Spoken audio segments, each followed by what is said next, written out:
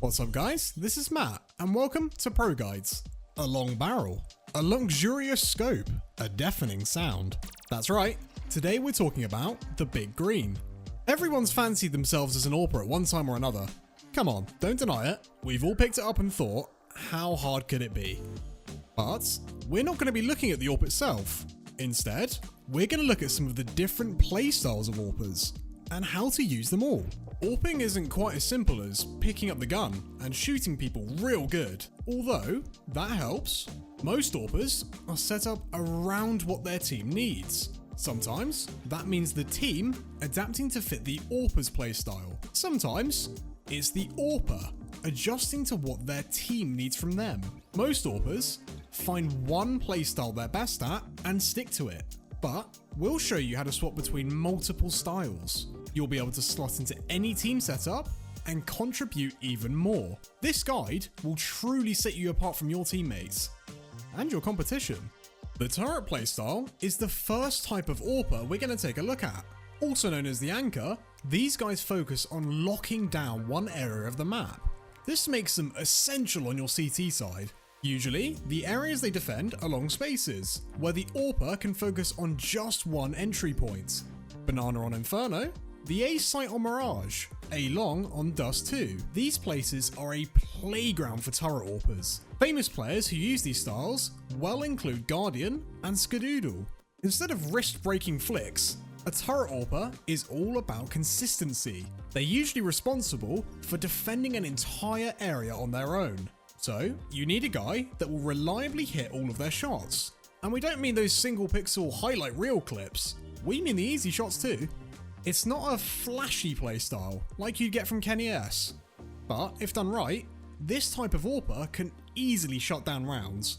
Turret AWPers usually set up where they'll have a positional advantage. This advantage comes from the range or angle they'll be defending from.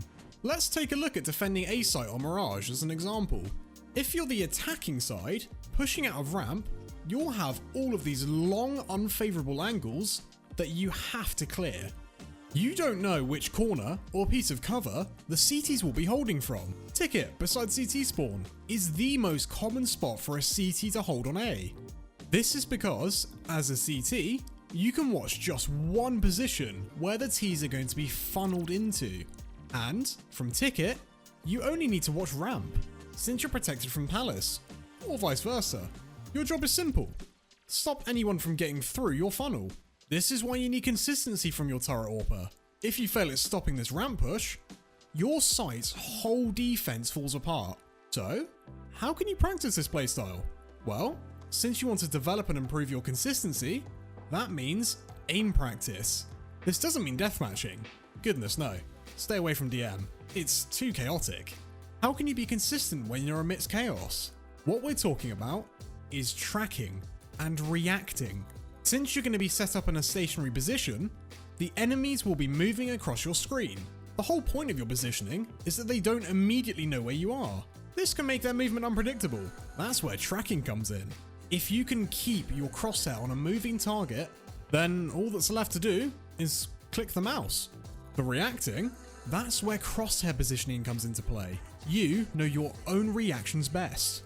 You know how fast you are. You know how far an enemy can get out of cover before you can click your mouse. Use this knowledge to keep your crosshair at the same distance each time.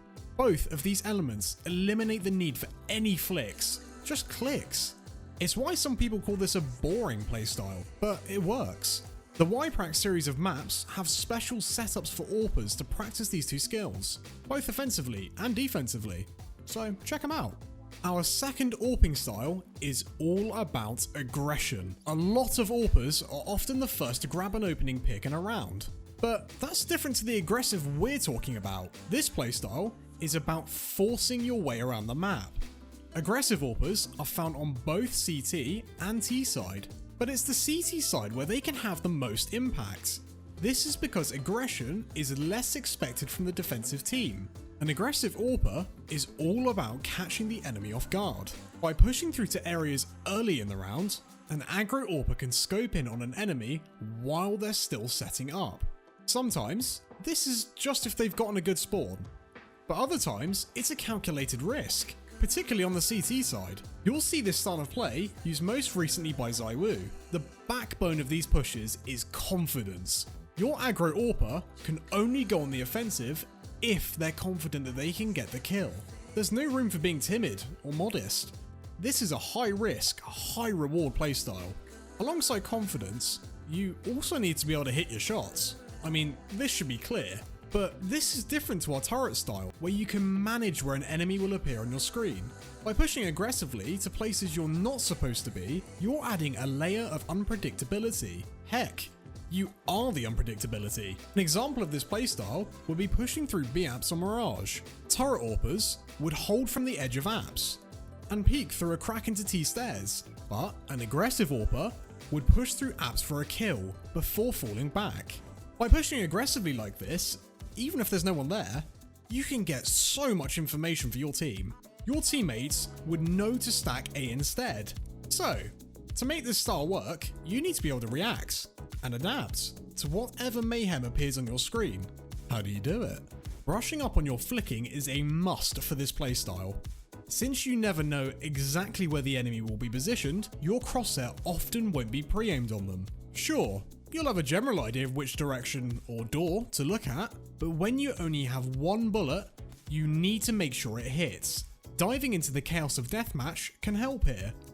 The mania of DM means the enemies won't be in the same place twice. You're improving your adaptive aim, teaching your hand how to quickly move the mouse in order to get your crosshair where it needs to be, even if you haven't predicted the enemy to be in that position. Another way to make this playstyle work is to practice your movement. Aggression is all about getting up in the enemy's face, but you also need to get out alive. Working on your movement mechanics through bunny hop maps will improve the how of your movement. But to figure out the where, you need to dive into the actual competitive maps. Plan the route you'll take to get to that first contact. Plot the most efficient pathing. The best bunny hopper in the world won't do much good if they're bouncing the wrong direction. This is easily the most exciting playstyle to watch. It's dynamic, it's got wicked flick shots, it's got a high skill ceiling. This also makes it the hardest to pull off, and the least consistent. Peak Kenny S and JW made it work before the AWP movement nerf many moons ago. But since then, aggressive AWPers are a rare breed. Our third AWPing style is the mobile AWPer. As you can probably guess, they're all about mobility. This type of AWPing has players changing positions round after round, and even during rounds.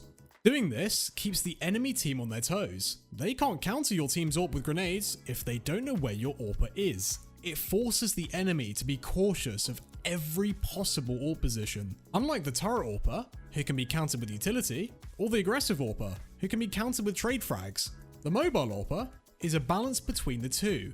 It's actually quite similar to how you would play with a rifle, which is why you see players who are world-class AWPers and riflers, like Device and Simple, use this playstyle. So even though mobile is in the name, this type of AWPing has less focus on your movement than the aggressive style. Yeah, well, that's Counter-Strike for you. You don't need to be a bunny hop king to make the mobile playstyle work. Your mobility here is more about the bigger picture, looking at the round and game as a whole. For example, you're on the CT side of Inferno, and start the round at Banana. You fire a shot. The enemy now knows where the AWP is. Do you reposition to CT or Coffins to hold the site? Or do you rotate across to A and hope to throw off the enemy? Depending on the state of your game, either of those could be the right move, or either could end in disaster. How well can you read the game and the enemy is what has the biggest impact on your success with this style. So, how do you get better? This style is easily the hardest to improve, because it's not as simple as practicing a skill over and over. The core of this playstyle comes down to your game sense, which is something that only improves after hours and hours of playtime.